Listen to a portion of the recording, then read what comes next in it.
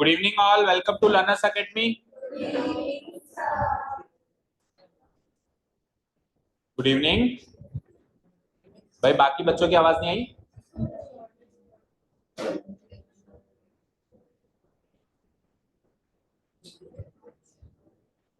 शौर्य आपको voice clear है? And all the other online students, if they are present online, yes sir, please let us know आपको voice clear है तो हम continue करें. yes sir, हमको आपकी वॉइस क्लियर नहीं है लेकिन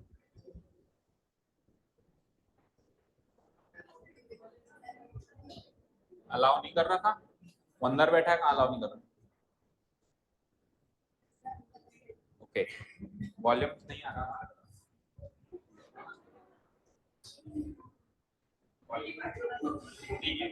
ओके, ठीक है. Now is online. चलो let us start the class. Question number 4. We were at question number 4. इस क्वेश्चन को हमने अप्रोच नंबर 1 से कंप्लीट कर लिया था. Now we are up to approach number 2. Approach number 2 के लिए बेटा एक कॉन्सेप्ट सीखना है पहले, that is called relative speed. Relative speed पहले सब लोग यहाँ पे ध्यान देंगे. Forget about the question, learn the concept. Relative speed, first of all learn the concept relative speed. अब रिलेटिव स्पीड का मतलब मैं जानता हूं किसी भी ऑब्जेक्ट की स्पीड, किसी भी व्हीकल की स्पीड, किसी भी इंसान की स्पीड, चलने की स्पीड, साइकिल करने की स्पीड, ठीक है, गाड़ी चलाने की speed. But what is meant by relative speed? Relative मतलब क्या होता है? किसी के रिलेशन में. रिलेटिव स्पीड मतलब किसी के रिलेशन में. अब जैसे कि क्वेश्चन नंबर 4 में दो कार्स थी, कार ए कार बी. तो कार ए की अपनी एक अलग स्पीड है, कार बी की अपनी एक अलग स्पीड है, लेकिन दोनों की जो कंबाइंड स्पीड है उसको हम कहेंगे रिलेटिव स्पीड. समझ गए? दोनों की कंबाइंड स्पीड है उसको हम कहेंगे रिलेटिव स्पीड. तो सर दोनों की कंबाइंड स्पीड काम कहां आएगी? दोनों की कंबाइंड स्पीड दोनों के बीच के गैप को कम करने में काम आएगी. देखो उन दोनों के बीच में गैप था 100 kilometres. If you remember the last class, दोनों के बीच में इनिशियल गैप कितना था? 100 किलोमीटर्स. तो वो इनिशियल गैप किस स्पीड से कम हो रहा है? वो कम हो रहा है ना, गैप धीरे धीरे कम हो रहा है, मिल रही है दोनों कार्स. तो वो गैप किस स्पीड से कम हो रहा है? उस स्पीड को कहते हैं रिलेटिव स्पीड. उस स्पीड को क्या कहते हैं? ऑब्वियसली वो स्पीड में car A and car B दोनों की स्पीड का कॉम्बिनेशन होगा. केवल कार ए की स्पीड से वो गैप कम नहीं हो सकता, केवल कार बी की स्पीड से वो गैप कम नहीं हो सकता. वो कैसे कम होगा? जब ये भी कंट्रीब्यूट करेंगे और ये भी कंट्रीब्यूट करेंगे. तो दोनों के कंट्रीब्यूशन से जो स्पीड मिली उस स्पीड को कहते हैं हम रिलेटिव स्पीड. तो रिलेटिव स्पीड समझ में आया. अब अपन एक एग्जांपल लेते हैं कि गैप कैसे कम होता है. Let's see. शौर्य आपको ऑल टाइम अपना वीडियो ऑन रखना है टू अटेंड द क्लास. आपको ऑल टाइम अपना वीडियो ऑन रखना है. चलो लेट्स सी. देखो ये है, बातें नहीं. This is the 100 kilometres initial gap between two cars. इधर ध्यान दो, बातें नहीं. Okay, this is car A, this is car B. Okay, अब कार, फॉर एग्जाम्पल मैं मान लेता हूं, कि कार ए की स्पीड है 100 किलोमीटर प्रति घंटा. फॉर एग्जाम्पल ऐसे मान लेते हैं. अभी तो हमको तो एक्चुअली ए और बी की स्पीड निकालनी है, बट एग्जाम्पल के तौर पे मान लेते हैं कि इसकी स्पीड कितनी है? 100 किलोमीटर. और बी की मान लेते हैं 80 किलोमीटर प्रति घंटा. ऑब्वियस बात है कि ए की स्पीड अगर ज्यादा होगी तभी तो पकड़ेगा वो बी को. तो ए की हमने थोड़ी सी ज्यादा अज्यूम कर ली, बी की थोड़ी सी कम अज्यूम कर ली. Okay, no problem. अब सुनो, 100 किलोमीटर प्रति घंटे की स्पीड का मतलब क्या होता है? कि एक घंटे में 100 किलोमीटर गाड़ी चलेगी. 100 किलोमीटर प्रति घंटा की स्पीड का मतलब क्या होता है? कि एक घंटे में गाड़ी कितना डिस्टेंस कवर करेगी? 100. तो ये वाली गाड़ी एक घंटे में कितना कवर करती है? 100. और वो वाली गाड़ी कितना कवर करती है? 80. तो एक घंटे के बाद मुझे बताओ, ये ए नाम वाली गाड़ी इस पोजीशन पे खड़ी होगी 100 किलोमीटर कवर करके. तो वो थोड़ी ना वेट कर रही होगी, वो आगे चली गई होगी. 80 किलोमीटर कवर करके वो थोड़ी सी पॉइंट पे आगे चली गई होगी. एक घंटे के बाद की स्थिति ये होगी या नहीं होगी? बताओ.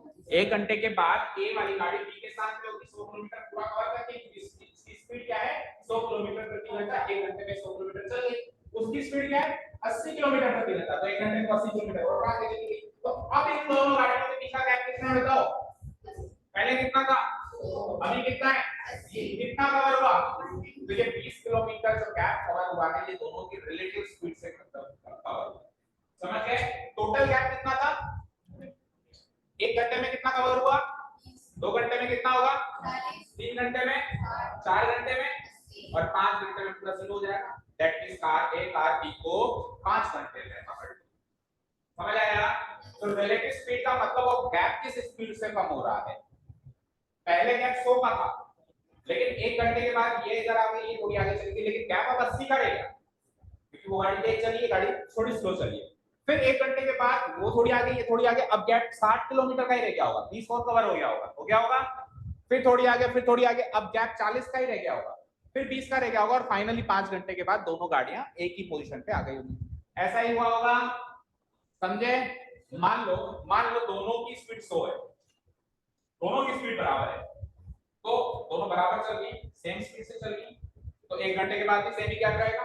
तो ये इधर आ गई, ये इधर आ गई, तो वो 100 किलोमीटर आगे चली गई। तो 1 घंटे के बाद सेम ही गैप रहेगा नहीं रहेगा? तो अगर दोनों की स्पीड बराबर है तो गैप कभी कम हो ही नहीं सकता। अगर इसकी स्पीड ज्यादा और इसकी स्पीड कम है तो गैप धीरे धीरे कम होता जाएगा। अगर इसकी स्पीड ज्यादा और उसकी कम है तो गैप धीरे धीरे बढ़ता जाएगा। समझ गए? तो गैप को कम होने की या बढ़ने की स्पीड को कहते हैं रिलेटिव स्पीड। समझ आया? अब मुझे बताओ ये गैप कितनी स्पीड से कम हो रहा है? 1 घंटे में कितना कम हुआ? 20 किलोमीटर प्रति घंटे की स्पीड से गैप कम हो रहा है। बोलो, इसकी स्पीड कितनी थी? 100।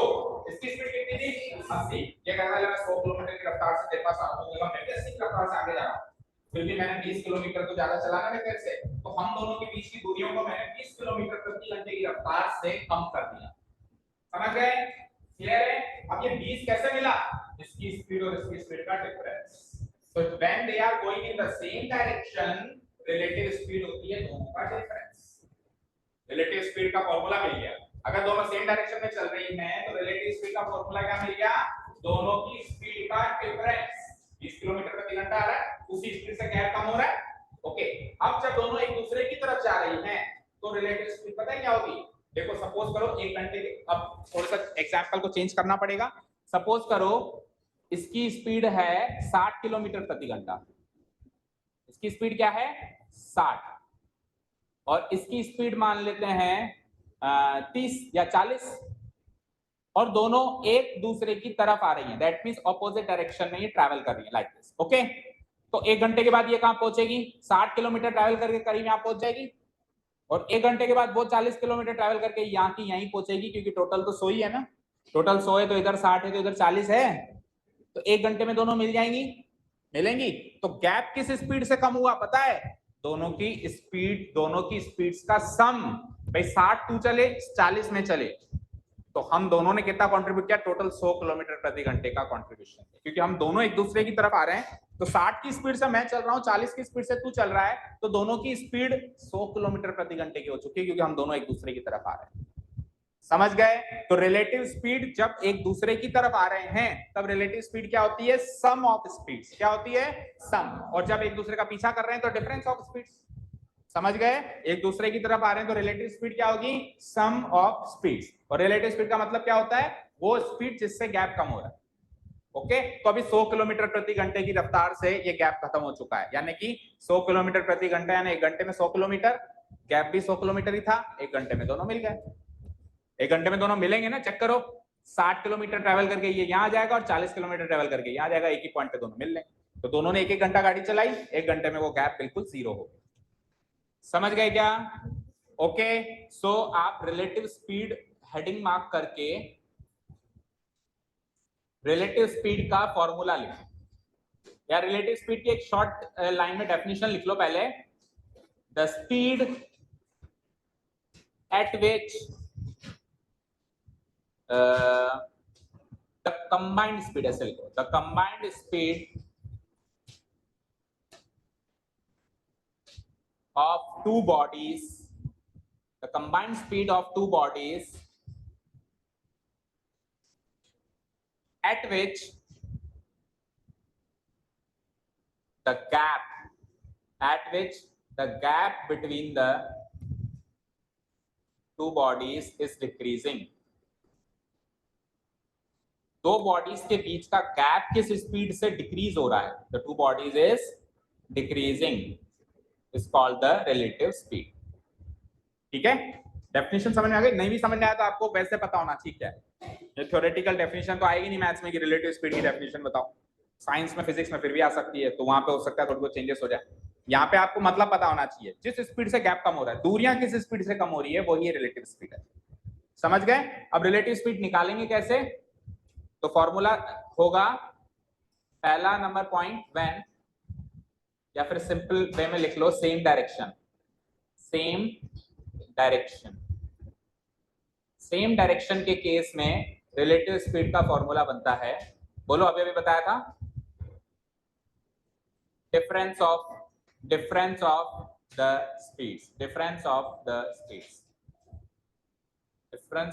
speeds and opposite direction में relative speed का फॉर्मूला बनता है, opposite direction में relative speed का फॉर्मूला बनता है, एक दूसरे की तरफ आ रहे हैं तो क्या हो जाएगा, स्पीड्स का सम ऑफ स्पीड्स। ठीक है, ये दो फॉर्मूले याद हो गए क्या बच्चों? सेम डायरेक्शन में रिलेटिव स्पीड का फॉर्मूला क्या बनता है, बोलो, डिफरेंस ऑफ स्पीड्स, और अपोजिट डायरेक्शन में क्या फॉर्मूला बनता है, सम ऑफ स्पीड्स। नोट डाउन हो गया सभी का? जल्दी करो। और देखो शॉर्ट में आप लिख सकते हो, सेम डायरेक्शन का मतलब होता है एक दूसरे का पीछा करना, सिंपल सी भाषा में सेम डायरेक्शन का मतलब है कोई एक गाड़ी किसी दूसरी गाड़ी का पीछा करे। सेम डायरेक्शन या तो दोनों ऐसे या दोनों ऐसे, दोनों ऐसे तो ये इसका पीछा कर रही है, दोनों ऐसे तो ये इसका पीछा कर रही है, मतलब कोई भी एक दूसरे का पीछा कर रही है। तो सेम डायरेक्शन का सिंपल वे में मीनिंग है एक दूसरे का क्या करना, पीछा करना या फॉलो करना। ओके, अपोजिट डायरेक्शन का मीनिंग होता है एक दूसरे की तरफ आना, एक दूसरे की तरफ आना। शॉर्ट में लिख लो, क्योंकि कल को अगर क्वेश्चन की लैंग्वेज थोड़ी सी चेंज हो गई, कैसे, जब एक गाड़ी दूसरी गाड़ी का पीछा कर रही थी तो आप सोचो कोई तीसरा केस आ गया, ये तीसरा केस नहीं है, ये सेम डायरेक्शन वाला ही केस है। या कोई कहते कि जब दोनों गाड़ी एक दूसरे की तरफ आ रही थी तो आपको लगे ये कोई चौथा केस है, चौथा केस नहीं, अपोजिट डायरेक्शन वाला ही केस। केस तो दो ही बन सकते हैं, सेम डायरेक्शन अपोजिट डायरेक्शन, बस लैंग्वेज में चेंजेस आ सकता है। ओके, एक दूसरे की तरफ आना। ठीक है, डन। अब चलें क्वेश्चन पे, तो स्टार्ट हम वैसे ही करेंगे, कार ए की स्पीड को x, कार बी की, मतलब शुरू के दो तीन लाइंस तो कॉपी पेस्ट करो। क्या लिखी थी हमने पहली अप्रोच में, शुरू की दो तीन लाइंस पढ़ के बताओ। हाँ, the speed of the car से मानी थी हमने, स्टार्टिंग की दो तीन बोलो। हाँ बस बस बस वहीं से स्टार्ट करेंगे। शुरू की स्टेप्स बिल्कुल सेम, क्योंकि अप्रोच चेंज हो रही है तो एक्स और वाई तो मानना ही है ना। Late the speed of approach 2 लिख लेना आप वहां पे, है ना, अप्रोच 2, इसी सेम क्वेश्चन की अप्रोच 2।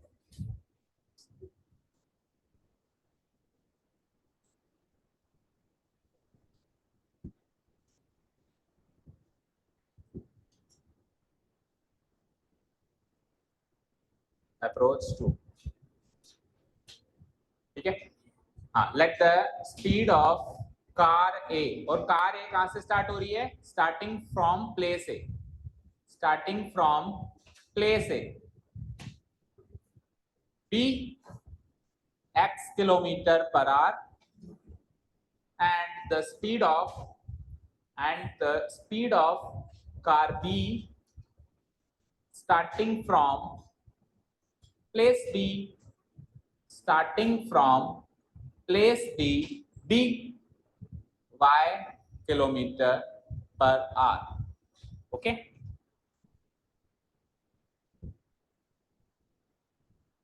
डन। अब केस 1 उठा ले हम, केस 1। तो केस 1 क्या है, same direction opposite direction, same direction.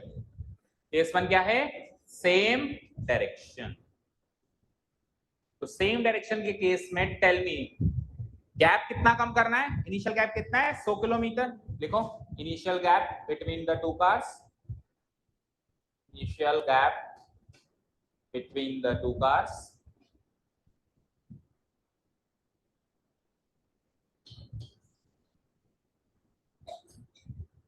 between the two cars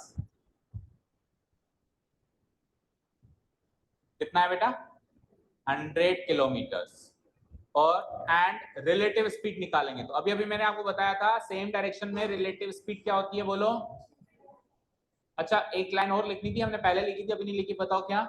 हमको ये भी तो मानना पड़ेगा ज्यादा किसकी है, तो कार एक ही ज्यादा मान लें, कुछ लिखा था हमने यहाँ पे, याद करो। Assuming x greater than y, ऐसे कुछ लिखा था, वो सेम कॉपी पेस्ट करो, assuming x greater than y। हाँ, तो रिलेटिव स्पीड क्या होती है सेम डायरेक्शन में, क्या फॉर्मूला फॉलो करती है, डिफरेंस या सम, बोलो डिफरेंस। तो डिफरेंस का मतलब क्या होता है बोलना जरा, बड़े में से छोटे को माइनस करना। डिफरेंस का मतलब होता है बड़े में से छोटे को माइनस। तो हमने x को बड़ा माना है, y को छोटा माना है, तो रिलेटिव स्पीड क्या बन जाएगी हमारी, x minus y kilometre per our. कोई डाउट भाई, गैप कितना है 100 किलोमीटर, रिलेटिव स्पीड क्या होगी, अभी अभी फॉर्मूला लिखवाया है कि डिफरेंस करना है, डिफरेंस का मतलब बड़े में से छोटे को माइनस करना है, बड़ा x से छोटा y है तो x में से y को माइनस करना है, वही हमारी रिलेटिव स्पीड हो जाएगी। Okay done. अब अगर हमारे पास डिस्टेंस है, ये डिस्टेंस ही तो है, जो गैप है वो डिस्टेंस ही तो है, और ये स्पीड है, तो डिस्टेंस है, स्पीड है, मौका है, दस्तूर है, निकाल लो टाइम। तीन ही तो चीजें होती हैं, स्पीड डिस्टेंस टाइम। तो डिस्टेंस है, स्पीड है, निकाल लो टाइम। टाइम कैसे निकालते हैं, distance divided by speed, time taken to cover the gap. So time taken to cover the gap, कितने टाइम में ये 100 किलोमीटर का गैप कवर हो जाएगा, time taken to cover the gap. तो देखो क्या फॉर्मूला बनेगा, टोटल गैप जितना है, इनिशियल गैप जितना है, उसको रिलेटिव स्पीड से डिवाइड कर देंगे। Initial gap divided by relative speed, समझे क्या, बोलो। 100 किलोमीटर का गैप है और उन दोनों का जो डिफरेंस है उस स्पीड से वो कम हो रहा है। जैसे हमने एग्जांपल लिया था तो डिफरेंस 20 किलोमीटर प्रति घंटे का था, तो 20 किलोमीटर प्रति घंटे की रफ्तार से 100 किलोमीटर का गैप कम हो रहा था ना, एक घंटे में 20 कम हुआ, फिर अगले घंटे में 20 और 20 40 कम हुआ। तो किस स्पीड से कम हुआ, उन दोनों का जो डिफरेंस है उस स्पीड से कम हुआ। So initial gap divided by relative speed. Initial gap कितना है, टेल मी, 100, और रिलेटिव स्पीड क्या निकाली हमने, x minus y. That means इतने घंटे में वो 100 किलोमीटर का गैप कवर हो जाएगा। और बुक क्या कहती है, बुक कहती है कि वो भाई साहब 5 घंटे में मिलते हैं। देखो, if the cars travel in the same direction at different speeds they meet in 5 hours, that means book के हिसाब से वो गैप 5 घंटे में खत्म हो जाता है, और हमारे हिसाब से वो गैप जो है कितने घंटे में कवर हो रहा है, इतने घंटे में। तो यानी इसकी वैल्यू 5 हो जाएगी, इसको इक्वल टू 5 कर दें, बन गई इक्वेशन। तो इसके सामने लिख दूंगा मैं equal to 5 hours and that is given. Equal to सामने स्पेस है तो सामने लिख दो, नहीं तो नीचे लिख दो, equal to 5 hours and that is what, given. ठीक है, तो इक्वेशन बनाओ। हमारा टाइम टेकन कितना आ रहा है, 100 divided by x minus y, और उनका कितना आ रहा है, 5। ठीक है, अब देखो इधर, वैसे तो 5 के नीचे कुछ नहीं है तो क्या लगा दूंगा, 5/1, और क्रॉस मल्टीप्लाई कर देंगे। प्रोसेस तो यही है, बट क्रॉस मल्टीप्लाई करने से पहले एक काम करो, 5 1 जा 5 और 100 को काट दो 20 टाइम्स। न्यूमरेटर से न्यूमरेटर, डिनोमिनेटर से डिनोमिनेटर कैंसिल आउट हो सकता है एलएचएस आरएचएस में। क्रॉस मल्टीप्लाई करने से पहले अगर कुछ कट रहा है तो काट सकते हैं, न्यूमरेटर से न्यूमरेटर कट सकता है, डिनोमिनेटर से डिनोमिनेटर। ठीक है, सो अब इधर तो 1/1 रहेगा केवल, तो क्रॉस मल्टीप्लाई करेंगे तो x माइनस वाई को 1 से ही मल्टीप्लाई कराना पड़ेगा, सेम चीज आ जाएगी, और 20 को भी 1 से ही मल्टीप्लाई कराना पड़ेगा, अगेन सेम चीज आ जाएगी। हमने अप्रोच नंबर 1 से किया था तो भी पहली इक्वेशन यही बनी थी, टेल मी। अप्रोच नंबर 1 से जब हमने किया था तो भी पहली इक्वेशन यही बनी थी, सेम। अप्रोच नंबर 2 से भी पहली इक्वेशन यही बनी है, तो इक्वेशन ही सेम बनेगी तो फिर सॉल्यूशन भी सेम ही आएगा। ठीक है, अप्रोच नंबर 2 में केवल हम इक्वेशन बनाने तक का पार्ट करेंगे, उसको सॉल्व करने का काम तो सेम ही होगा ना जैसे अप्रोच 1 में हुआ। इक्वेशन ही सेम बनी है तो सॉल्यूशंस कुछ अलग थोड़ी ना होंगे, वही एलिमिनेशन सब्स्टिट्यूशन किसी भी मेथड से करेंगे। सो अब सेम डायरेक्शन की जगह क्या है, केस 2। चलो ये पूरे स्टेप्स यहां से चेंज होंगे और केस 2 बनाने की कोशिश करो, देखें अब क्या हो जाएगा, अपोजिट डायरेक्शन बनाओ, देखो ट्राई करो।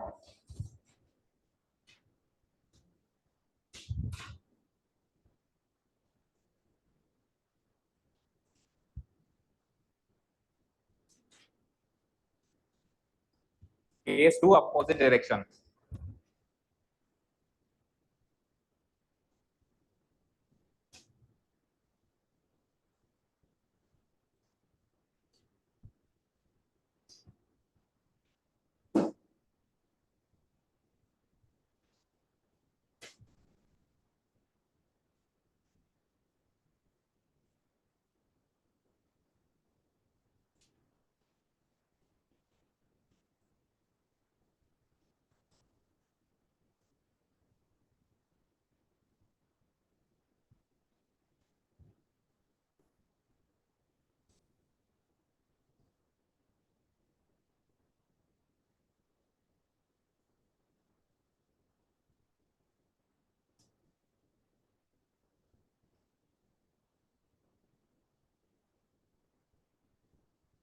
हुआ किसी का होने वाला है,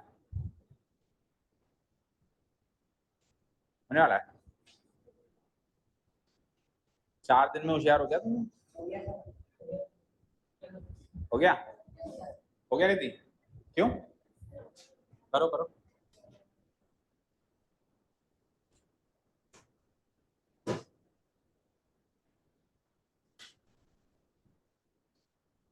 बताओ रिलेटिव स्पीड का मतलब क्या हुआ? वो फॉर्मूला है, मतलब पूछ रहा हूं मैं। I am asking the meaning of relative speed. दोनों के बीच का गैप किस स्पीड से कम हो रहा है, उस स्पीड को रिलेटिव स्पीड कहते हैं। दोनों के बीच का गैप किस स्पीड से कम हो रहा है, ठीक है, उस स्पीड को क्या कहते हैं? Relative speed. भाई 1 घंटे में अगर 20 किलोमीटर कम हो रहा है तो 20 kilometre per our relative speed हो गई। 1 घंटे में मान लो 30 किलोमीटर कम हो रहा है तो 30 kilometre per our relative speed हो गई। अब फॉर्मूला क्या है? फॉर्मूले 2 हैं सर। अगर सेम डायरेक्शन में है तो difference of speeds, opposite direction है तो सम ऑफ स्पीड्स, ठीक है। ओके चलो देखो केस 2, इसी में चेंजेस कर रहा हूं मैं। देखो केस 1 की जगह जैसे ही आपने केस 2 किया तो आपको सेम की जगह क्या लिखना पड़ेगा? Opposite direction. इनिशियल गैप तो सेम है, गैप तो 100 किलोमीटर ही है। रिलेटिव स्पीड का फॉर्मूला चेंज हो जाएगा। अभी पहली ये वाली लाइन बातें नहीं, ये वाली लाइन एज इट इज, अरे ये वाली line as it is, difference की जगह क्या आ जाएगा? Sum of speeds. तो x माइनस वाई की जगह क्या आ जाएगा? x plus Y. फॉर्मूला हो जाएगा वही same formula, initial gap divide by relative speed, तो 100 divided by x plus y, 100 divided by x plus y. और बुक में ये गैप कितने देर में कवर होना बता रहा है? 1 घंटे में। सो इस 5 की जगह क्या हो जाएगा? 1। तो मैं इधर नीचे लिख देता हूं, दैट इज सेकंड इक्वेशन जब हम बनाएंगे तो हमारा जो टाइम टेकन आ रहा है वो क्या आ रहा है? 100 divided by x plus y, और उनका कितना आ रहा है? 1। उनका कितना आ रहा है? 1। 1 को क्या लिख सकते हैं? 1 बाय 1। अब क्रॉस मल्टीप्लाई करेंगे तो x प्लस वाई को 1 से मल्टीप्लाई करेंगे तो x plus y, x plus y को 1 से मल्टीप्लाई करेंगे तो x प्लस वाई, और 100 को 1 से मल्टीप्लाई करेंगे तो 100। Same. So x plus y equal to 100। This will be my equation number 2। दोनों इक्वेशंस बन गई। इसके बाद का काम सेम टू सेम, जो अप्रोच नंबर 1 में जैसे सॉल्व किया वैसे के वैसे। नाउ वी हैव लिख के दोनों इक्वेशंस लिखेंगे एंड सेम किसी भी मेथड से सॉल्व कर सकते हैं। तो आप स्पेस छोड़ दो, घर जाके सॉल्व कर लेना। पहले हमने एलिमिनेशन से किया था इसको अप्रोच में, तो आप सब्स्टिट्यूशन से कर लेना, दोनों की प्रैक्टिस से। ओके ठीक है। सो दोनों अप्रोचेस से इस क्वेश्चन की इक्वेशंस बनानी आ गई, आ गई। एनी अप्रोच यू कैन, जो पहले वाली अप्रोच थी that is called basic approach. Basic मतलब उसमें नए नए कॉन्सेप्ट इंट्रोड्यूस नहीं हुए, रिलेटिव स्पीड जैसा कोई कॉन्सेप्ट इंट्रोड्यूस नहीं हुआ। जितना हम स्पीड डिस्टेंस टाइम जानते हैं उसके हिसाब से हमने उसको सॉल्व कर दिया। और कॉन्सेप्ट नंबर 2, अप्रोच नंबर 2 में एक नया कॉन्सेप्ट लेके आए हम, रिलेटिव स्पीड। तो वो रिलेटिव स्पीड अगर किसी को पता है क्या होती है तो ये कॉन्सेप्ट उल्टा आसान है उससे। बस तो न्यूमरेटर में गैप रखो 100 किलोमीटर का है, डिनोमिनेटर में किस स्पीड से गैप कम हो रहा है। अब अगर सेम डायरेक्शन है तो x प्लस वाई से कम हो रहा है, नहीं x माइनस वाई से कम हो रहा है, और अपोजिट डायरेक्शन है तो x प्लस वाई से कम हो रहा है, और इक्वल टू जो भी टाइम दे रखा है इक्वेट कर दो। समझ आया? चल सकते हैं आगे। Last question of the exercise, कर दूं डिलीट इसको? ओके लास्ट क्वेश्चन जो है वो इतना ज्यादा नया कॉन्सेप्ट पे बेस नहीं है बट फिर भी अच्छा है, चलो देखते हैं इसको भी। The area of a rectangle, किसी रेक्टेंगल का एरिया है। रेक्टेंगल क्या होता है बोलो? जिसकी 4 साइड्स होती हैं। बहुत बढ़िया। स्क्वायर के 5 होती हैं, अपोजिट साइड्स तो पैरेललोग्राम की भी इक्वल होती हैं, वो each angle 90 degree. This is important, ठीक है। सो रेक्टेंगल एक ऐसा फिगर है, रेक्टेंगल एक ऐसा पैरेललोग्राम है, रेक्टेंगल एक किस्म का पैरेललोग्राम है। पैरेललोग्राम की अपोजिट साइड्स इक्वल होती हैं तो रेक्टेंगल की भी होंगी, पर खास बात क्या है, इसमें सारे एंगल्स इक्वल होते हैं। So rectangle is a parallelogram in which all angles are equal या each angle is equal to 90 degree. बात एक ही हो गई कि सारे एंगल इक्वल होंगे तो 360 से डिवाइड करूंगा 4 को तो 90 90 90 90। तो अगर मैं ऐसे कह दूं each angle is equal to 90 degree या मैं कह दूं ऑल एंगल्स आर इक्वल, बात एक ही, ठीक है। चलो, तो रेक्टेंगल का एरिया का फॉर्मूला लेंथ इनटू ब्रेड्थ, ठीक है। क्या कह रहा है ये, एक रेक्टेंगल का एरिया 9 स्क्वायर यूनिट रिड्यूस हो गया, कमी हो गई 9 स्क्वायर यूनिट में। कैसे कमी हो गई, जब उसकी लेंथ को रिड्यूस कर दिया 5 यूनिट, ब्रेड्थ को इंक्रीज कर दिया 3 यूनिट। ओरिजिनल जो लेंथ थी उसको तो बढ़ा दिया मैंने। रेक्टेंगल कैसा होता है, ऐसा होता है बॉक्स टाइप में, जैसे ये प्लेट है तो ये रेक्टेंगल है, तो इसकी लेंथ को तो मैंने थोड़ा सा बढ़ा दिया, नहीं लेंथ को तो थोड़ा मैंने कम कर दिया, लेंथ को रिड्यूस कर रहा हूं मैं 5 यूनिट, लेकिन ब्रेड्थ को मैं थोड़ा सा बढ़ा रहा हूं। जब मैं इसको कम इसको ज्यादा करूंगा तो एरिया क्या होता है, अंदर का ये portion, this space is called area. Area क्या होता है, रेक्टेंगल के अंदर का पोर्शन। तो ये एरिया कम ज्यादा होगा पहले से, तो जो पहले वाला एरिया था वहां से 9 स्क्वायर यूनिट एरिया कम हो जाता है। केस नंबर 1 हो गया। केस नंबर 2 क्या कहता है कि अब आप एक काम करो, लेंथ को 3 यूनिट बढ़ा दो और ब्रेड्थ को भी 2 यूनिट बढ़ा दो, दोनों को बढ़ाओ। दोनों को बढ़ाओगे तो ऑब्वियसली एरिया भी बढ़ेगा, किसी को कम किया ही नहीं तो एरिया बढ़ना ही बढ़ना है। तो कितना बढ़ गया एरिया, 67 स्क्वायर यूनिट्स। तो बताओ उसकी ओरिजिनल डायमेंशंस क्या है, ठीक है ना। घटाना बढ़ाना करने से पहले ओरिजिनल लेंथ क्या है और ओरिजिनल ब्रेड्थ क्या है, जो पूछे उसी को x एंड y। तो ओरिजिनल लेंथ को मान लेते हैं x, ओरिजिनल ब्रेड्थ को मान लेते हैं y। स्टार्ट करें, okay start writing. Let the original length, let the original length and breadth, दोनों एक ही स्टेप में लिख देते हैं, and breadth of the rectangle, of the rectangle। I hope शौर्य आपको और कोई डाउट नहीं है, अगर डाउट हो तो you can raise your hand। P, X and Y kilometre per our, ठीक है। और आप लोग भी ओके, मैं चेक कर रहा था आप कितने अटेंटिव हैं। यूनिट्स, ठीक है, हाँ ठीक है। तो x and y units, okay हाँ रिस्पेक्टिवली भी लगा दो।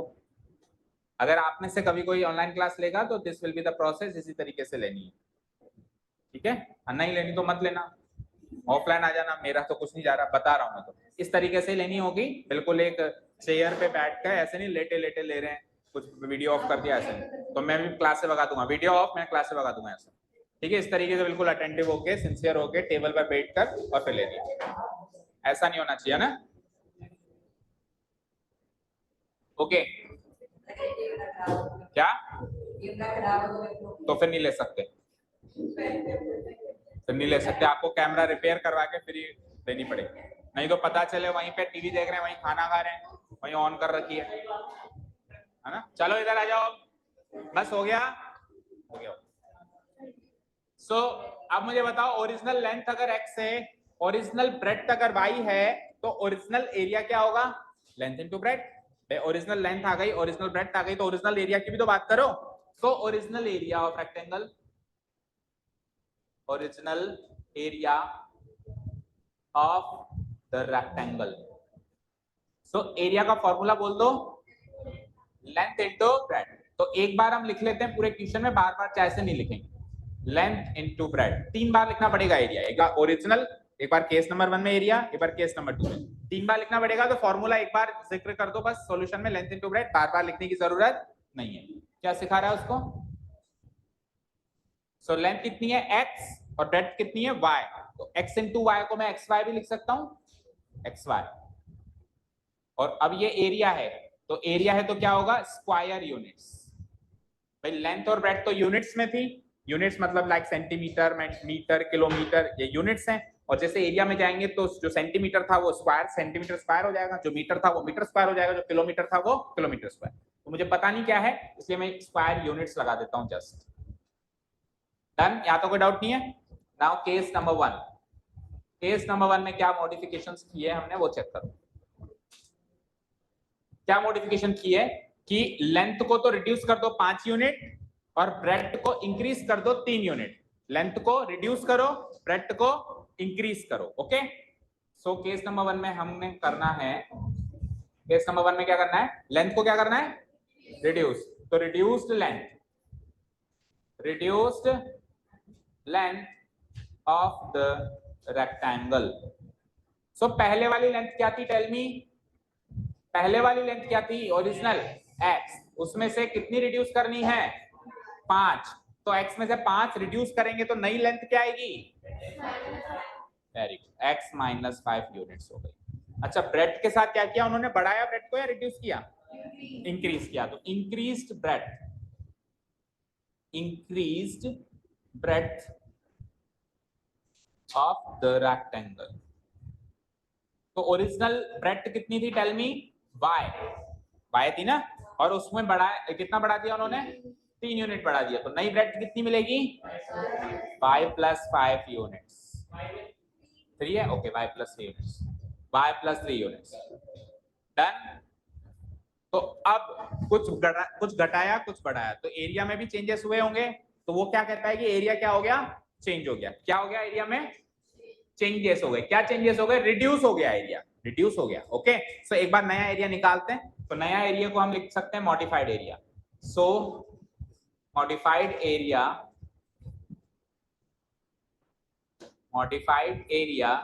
Of the rectangle. तो एरिया निकालने का तो आज भी वही फॉर्मूला है। आप लेंथ एंड ब्रेड्थ को अगर चेंज कर देंगे तो फॉर्मूला थोड़ा चेंज हो जाएगा। तो फॉर्मूला वही है, लेंथ इनटू ब्रेड्थ। तो आज की तारीख में केस 1 में लेंथ क्या है मेरी, x माइनस 5, यही है, मल्टीप्लाइड बाय ब्रेड्थ क्या है, y प्लस 3। तो x minus 5 into y plus 3 करना है आपको। करो, कैसे करते हो, सबको सबसे मल्टीप्लाई करना है। So x into y, x into 3 minus 5 into y and minus 5 into 3 this much of square units. ये मेरा मॉडिफाइड एरिया हो गया। लिखो, ये मेरा मॉडिफाइड एरिया हो गया।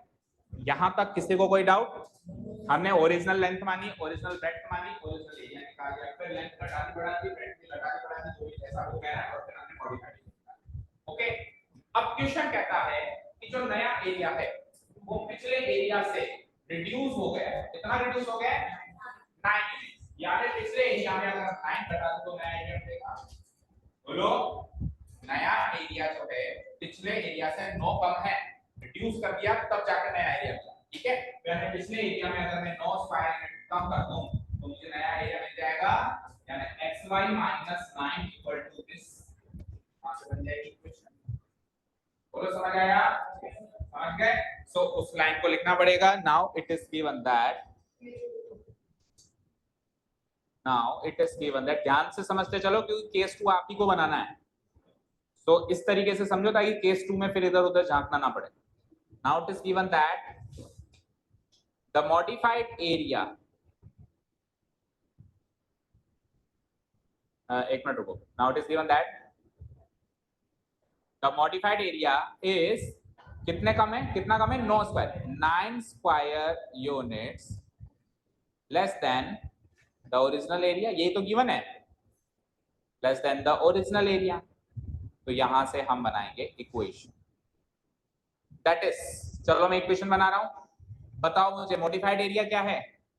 ये तामझाम लिखो, xy plus 3x minus 5y minus 15। ये पूरा तामझाम है मॉडिफाइड एरिया। इसकी जगह क्या लगाते हैं, इक्वल टू का साइन। ये पढ़ लिया, ये पढ़ लिया। 9 स्क्वायर यूनिट्स के आगे क्या दिखा आपको, तो पहले ये वाला पार्ट पढ़ना है यहां, फिर ये वाला पार्ट लिखना है वहां। समझ गए। सो ओरिजिनल एरिया क्या है, टेल मी, xy।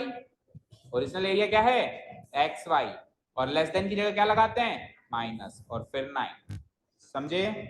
यहां से इक्वेशन बन सकती है।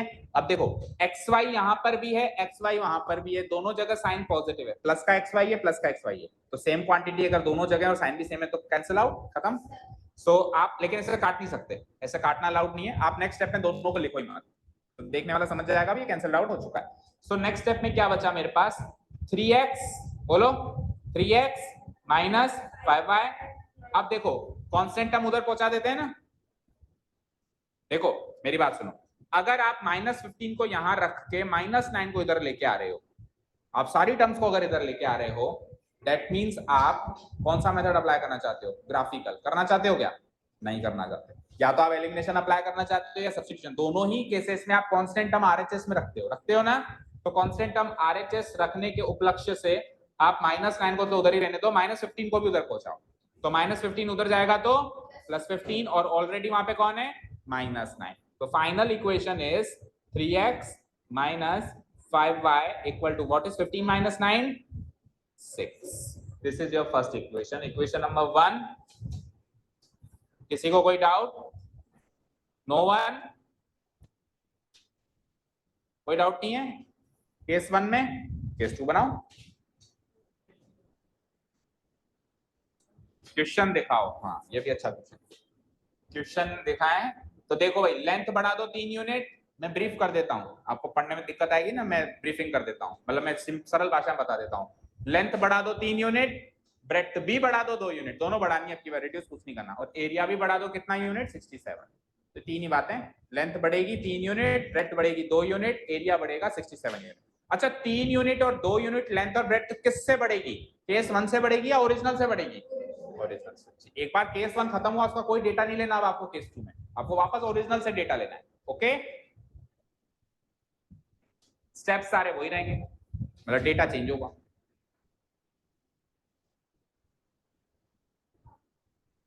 लेंथ बढ़ानी है 3 यूनिट, ब्रेड्थ बढ़ानी है 2 यूनिट, एरिया बढ़ाना है 67 स्क्वायर यूनिट। याद ही हो जाता है आपको।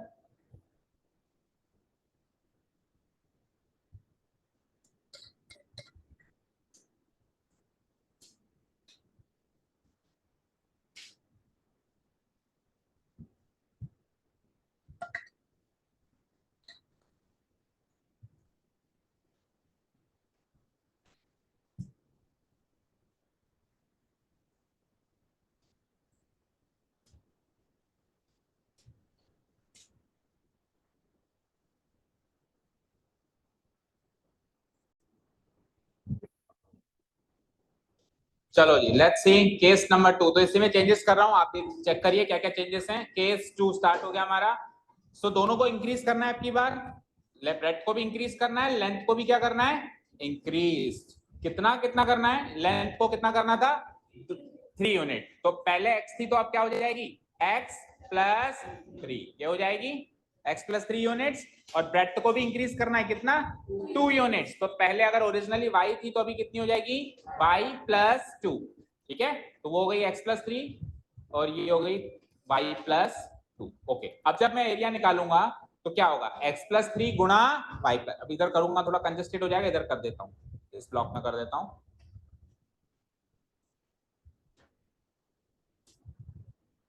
देखो x plus 3 multiplied by y plus 2, ऐसे करेंगे मल्टीप्लाई।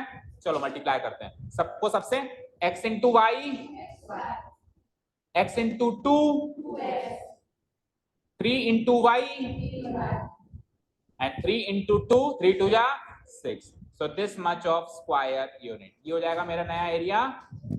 ओके, अब क्वेश्चन क्या कहता है कि नया एरिया जो है पिछले एरिया से 67 स्क्वायर यूनिट्स ज्यादा है।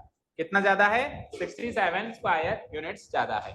सो नाउ की जगह अगेन लिख देना, again it is given that, क्या लाइन लिखूंगा मैं, द मॉडिफाइड एरिया इज, 9 की जगह क्या लिखेंगे, और लेस देन की जगह क्या लिखेंगे, ज्यादा है ना, पहले कम था अभी ज्यादा है, तो क्या चेंजेस होंगे, 9 की जगह तो डेटा चेंज करो, एक तो 67, और लेस देन की जगह क्या कर दो, मोर देन कर दो। और इधर जब मैं इक्वेशन सेट करूंगा तो नेक्स्ट पेज पे कर लेते हैं, बताओ दैट इज, बताओ मॉडिफाइड एरिया क्या बना था, xy plus 2x 3y plus 6, तो ये तो था modified area, is equal to original area से कितना ज्यादा है, 67 ज्यादा है।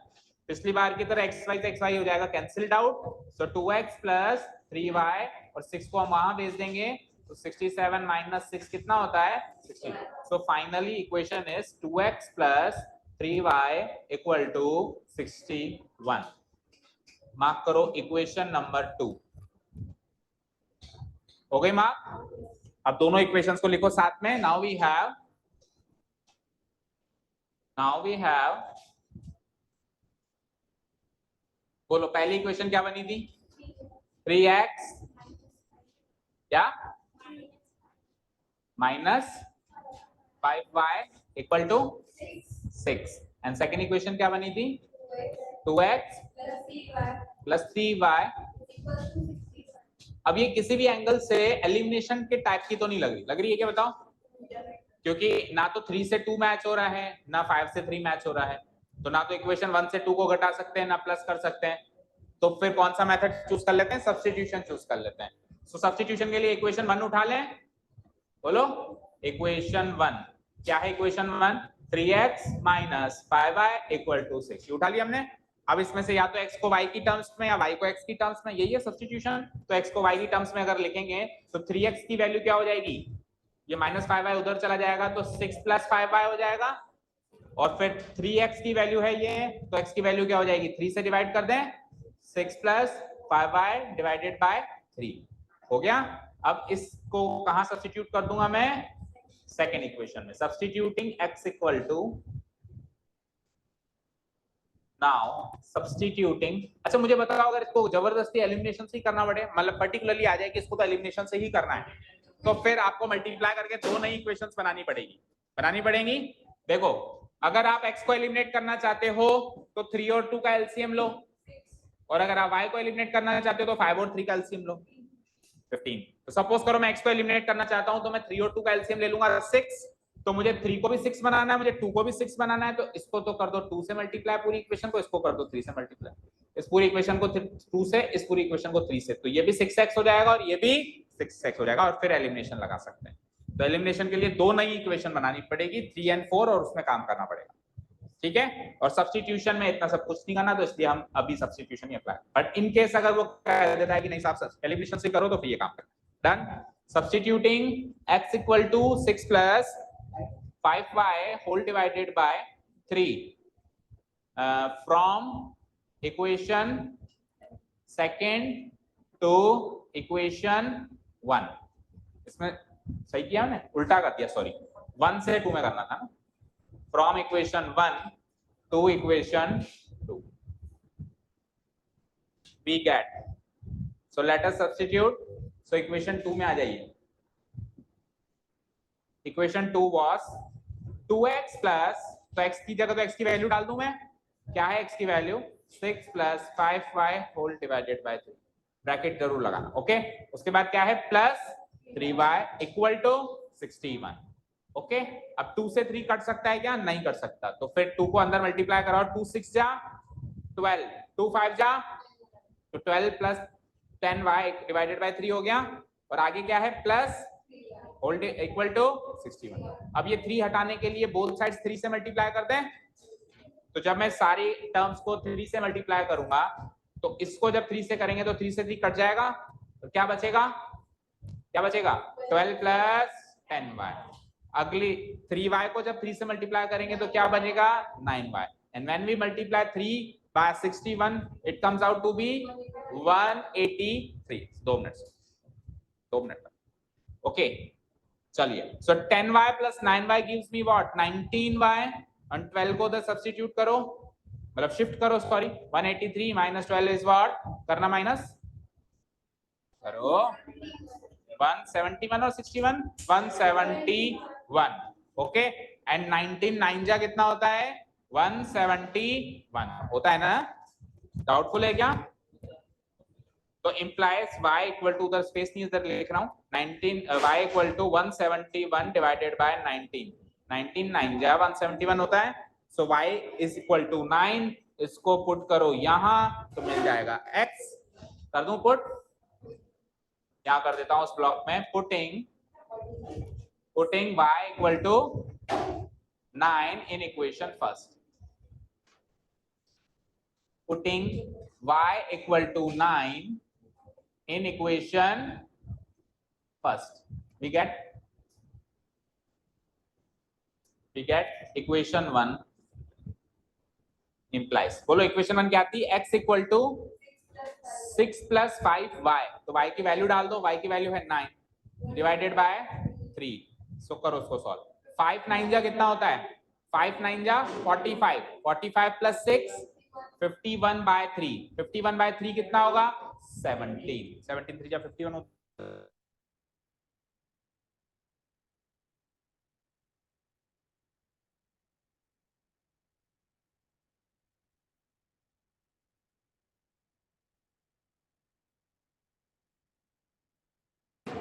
x comma y equal to, so x comma y equal to, बोलो x की वैल्यू क्या 15 17 और वो 19 is the unique solution, 9 sorry 17 comma 9 is the unique solution। और अब क्लोजिंग स्टेटमेंट्स वहीं से होते हैं जहां से कहानी शुरू हुई थी, अंत भी वहीं होता है। चलो कहां से कहानी शुरू हुई थी, original length and original dimension चाहिए थे आपको, hence original length of the rectangle, original breadth of the rectangle।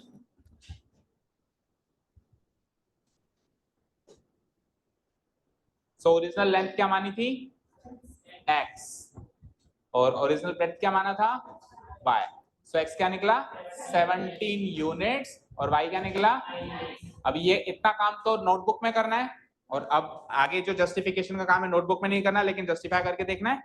इतना हो गया नोट डाउन, सभी का हो गया नोट डाउन, और आपको भी हर एक क्वेश्चन में जस्टिफाई करके देखना चाहिए ही चाहिए। ओके देखो इधर स्क्रीन पे, लेट्स से ये तो है लेंथ, ये है ब्रेड्थ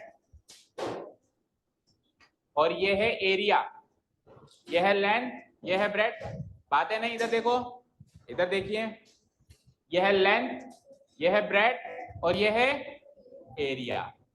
सबसे पहले तो ओरिजिनल केस, फिर दो केस मॉडिफाइड है, केस 1 एंड केस 2। चलें शुरू करें, बताइए जरा मुझे ओरिजिनल लेंथ कितनी आई थी, अभी निकाली थी हमने 7, अभी आ गई नेक्स्ट की वैल्यू। ओरिजिनल लेंथ कितनी आ गई 17 यूनिट्स, ओरिजिनल ब्रेड्थ कितनी आ गई, तो फॉर्म इसका वो बता सकते हो एरिया, हाँ 17 9 जा 153 स्क्वायर यूनिट्स मेरा ओरिजिनल एरिया। अब केस 1 में लेंथ बढ़ाई या घटाई, घटाई, कितनी घटाई 17 में से 5 गए तो 12, ठीक है। और केस नंबर 1 में ब्रेड्थ बढ़ाई, कितनी बढ़ाई 3, 9 3 तो एरिया कितना है 12 इंटू 12 यानी 144। तो आप देखो जो नया एरिया है पिछले एरिया से कम आया, कितना कम आया 9। उसने भी ऐसे कहा था कि 9 कम आता है, केस 1 जस्टिफाइड, केस 2 पे आए। केस 2 में तो दोनों बढ़ाया था मैंने, अब बढ़ाना ओरिजिनल से, केस 1 से मत बढ़ा देना, ओरिजिनल से बढ़ाओ। कितना बढ़ाना है 3, तो 17 प्लस 3 20, और ब्रेड कितनी बढ़ानी है 2 बढ़ानी है, तो 9 प्लस 2 11। अब एरिया निकालो जरा, 20 इंटू 11 220, सो 220 जो है ओरिजिनल से आप चेक कर लेना, वही 67 ज्यादा आएगा। Justified case 2। Okay, thank you so much for listening to us. Have a nice day. Keep learning and bye.